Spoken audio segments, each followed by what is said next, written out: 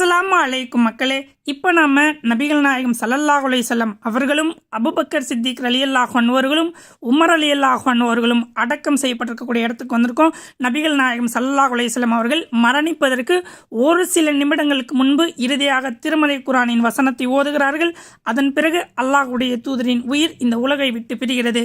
4வது அத்தியாயத்தினுடைய 69வது வசனம், அல்லாஹ்வுக்கும் தூதருக்கும் கட்டுப்பட்டு நடக்கக்கூடிய மக்களை பற்றி அல்லாஹ் சொல்லும்போது, ஃபஉலாயிக அல்லதீன அன்னமல்லாஹு அலைஹிம் மினன் நபியீன் வ சித்திகீன் வ சுஹதாஹீன் வ சாலிஹீன் வ ஹஸ்புன உலாயிக ரஃபீகா.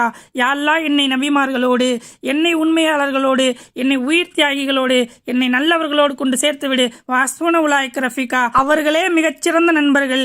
இந்த வசனத்தை ஓதிய பிறகு அல்லாஹ்வின் தூதரின் உயிர் இந்த உலகை விட்டு பிரிகிறது. இதுதான் அல்லாஹ்வுடைய தூதரும் அபூபக்கர் சித்திக் ரலியல்லாஹு அன்ஹு அவர்களும் உமர் ரலியல்லாஹு அன்ஹு அவர்களும் அடக்கம் செய்யப்பட்டிருக்கக்கூடிய இடம் மக்களே.